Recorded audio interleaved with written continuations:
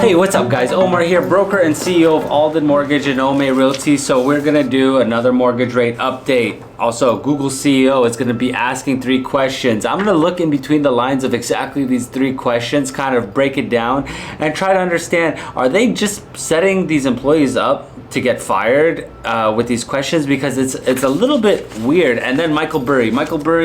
If you don't know who Michael Burry is the guy who The Big Short, that movie that had to do everything with the 2008 market crash. The story was kind of circumnavigated around him. Well, he just dumped everything. He sold everything except for one company. We're gonna go ahead and talk about that and exactly what this means with the projection of where the market is going. Now, by all means, I will never, ever pretend like I know what I'm doing when it comes to the investing side because, well, Michael Burry is who Michael Burry is and I am who I am. I am not the investment type of guy to the level that they are.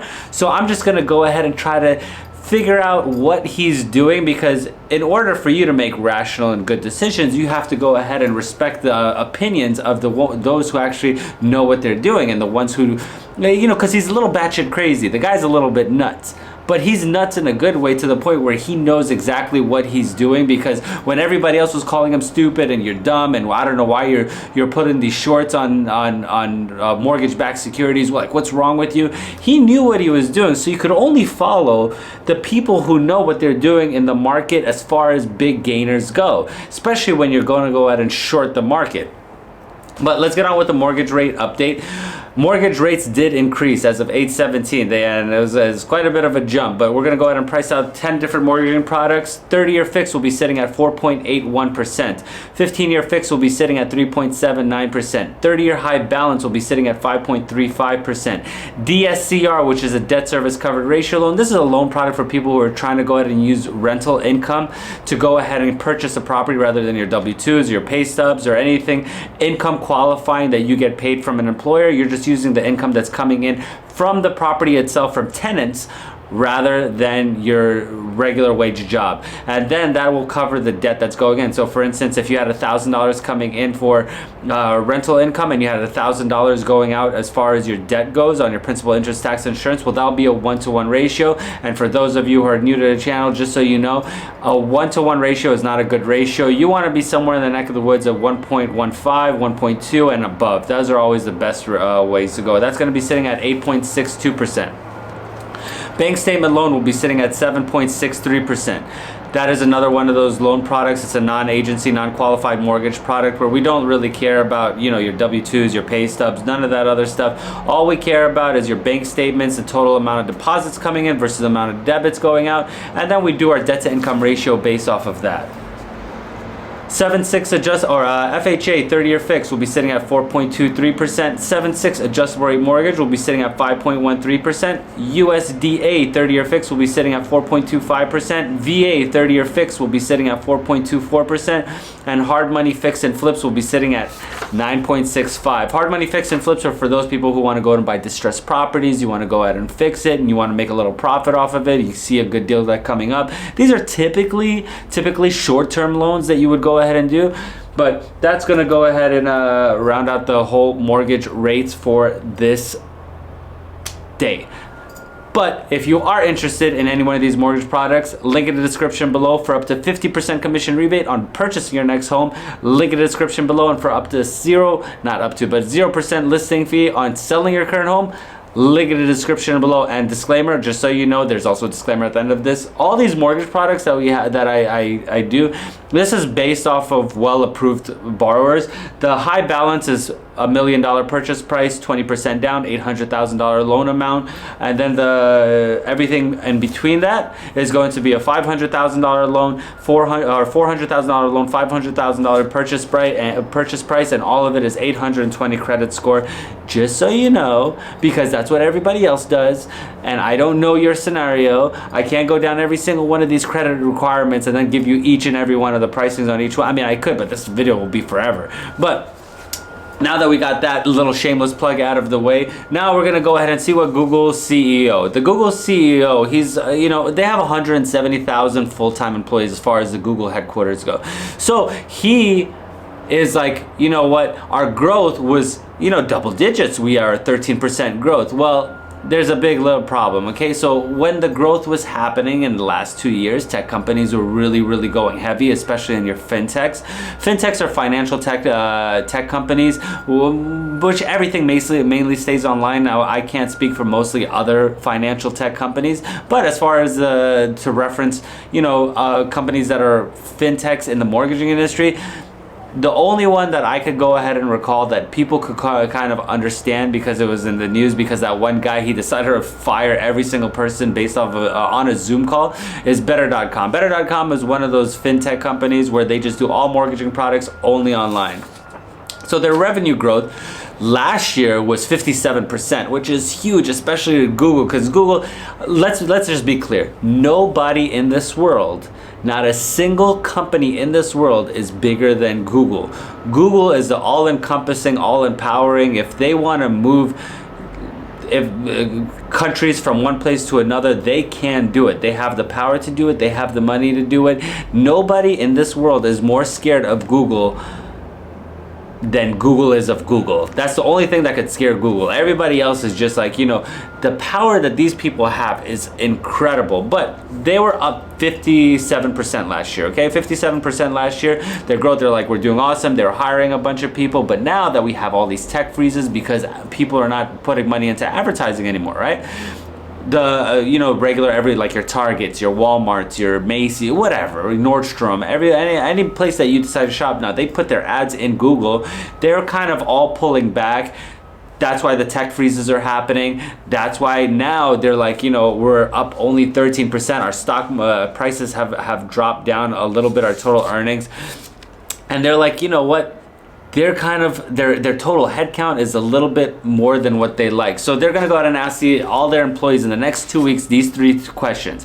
And then you kind of have to dissect each one of these questions.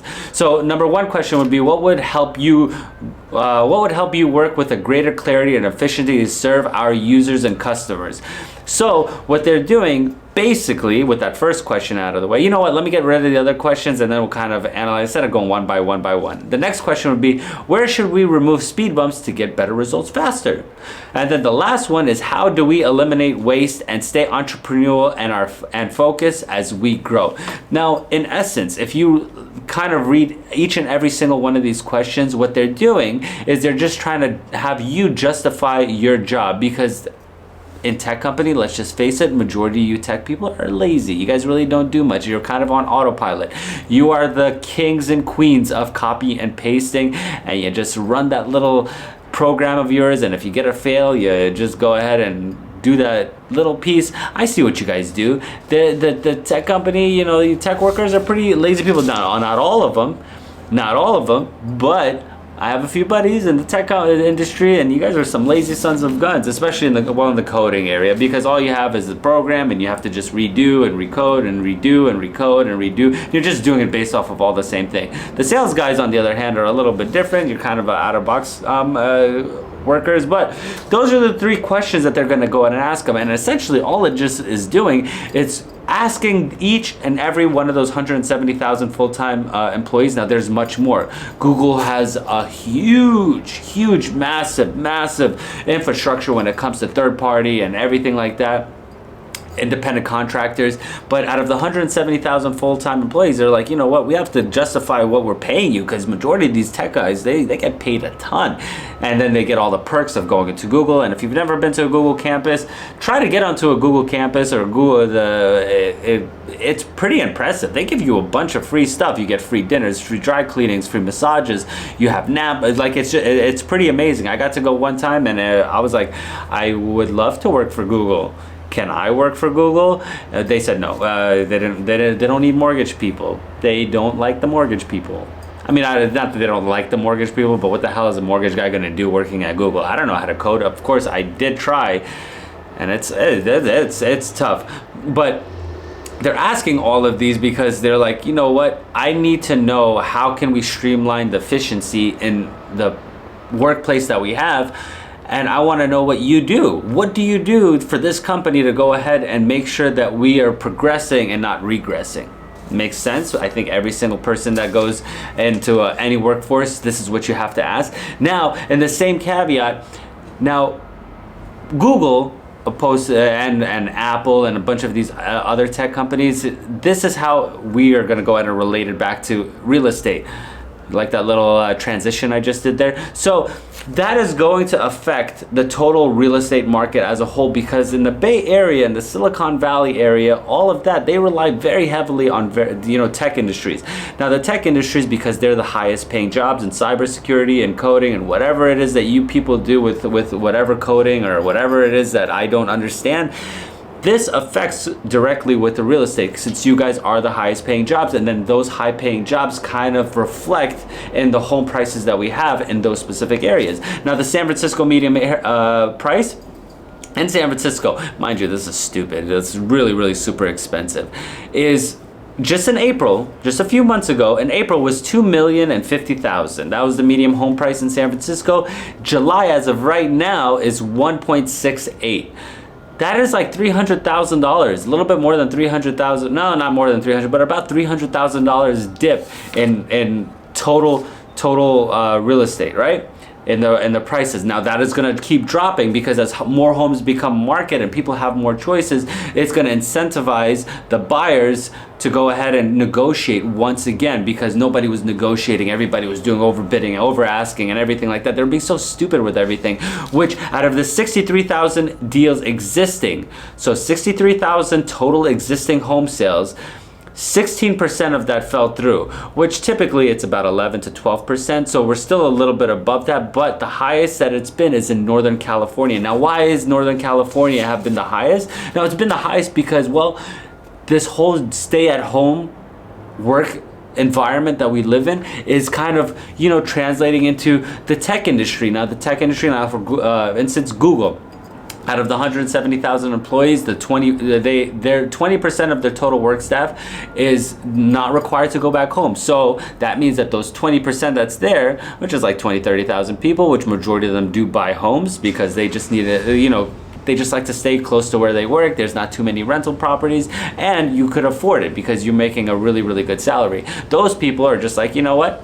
I don't have to be here. Why am I going to spend $2 million on a home? Why not move to another state, wherever it is? Go to Wyoming, go to Texas, go to Nevada, go to Arizona, and spend a fraction of what you would spend over there, because I get to work at home anyway. Or go to Hawaii. Hawaii was incentivizing going and moving there. And if you don't believe me, Google it. Google, yeah, okay. That was stupid. Way to go, Omar. That was idiotic. Okay, but you see what I'm saying, right? If you don't have to be here, you can go ahead and work wherever you go. Now, Apple is the same way.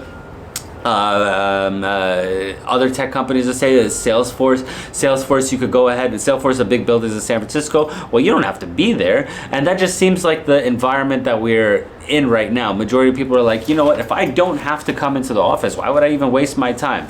Now, to go ahead and segue, Michael Burry, okay? Michael Burry, now the only reason why we stay up to date on exactly the investor side of things, now we look and see what big investors are doing. Do they see that the market is going to be doing okay, or do they see the market is going to do bad? Because that directly correlates with every single company out there. So if a company is doing bad, or big time investors see companies not going to be doing good, that means that they're anticipating that there's going to be some sort of receding or recession. Companies are going to not be doing too great. So if they're not doing that great, that means that unemployment's going to go up. Then that if unemployment goes up, that means that housing is going to go ahead and drop. That means foreclosures might go ahead and take an increase of it, or short sales are going to start increasing. So you get where I'm going. So Michael Burry, he sold everything that he has in Scion Capital Management. So he told investors, he's like, listen, don't get too excited about the recent rallies, because in the recent market, it's been rallying up and down, up and down, up and down.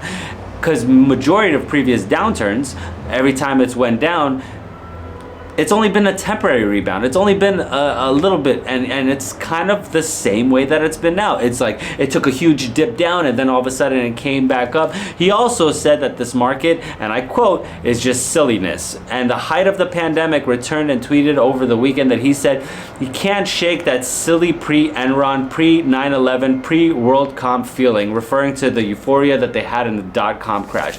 Now the thing is, with the dot-com crash did not affect real estate at all. all. It didn't do anything, but it depends on how bad it's going to be. Now, back in the dot-com crash, and when that happened, nothing really happened with the real estate market because real estate wasn't so stupid as it is now.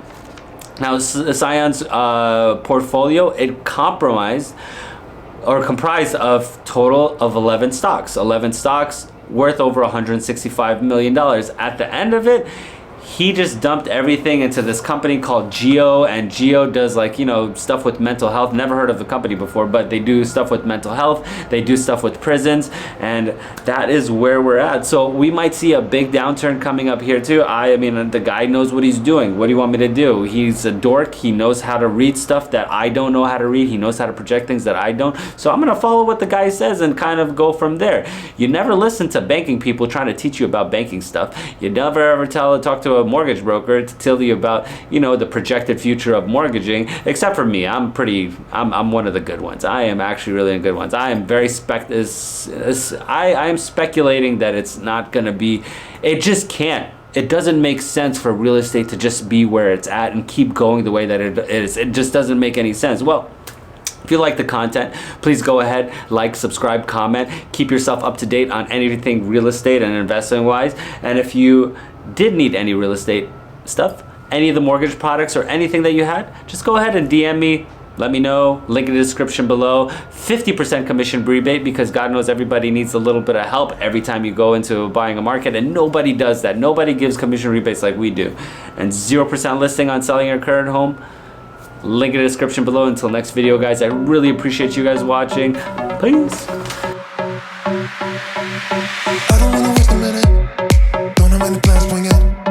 If you got a glass, fill it.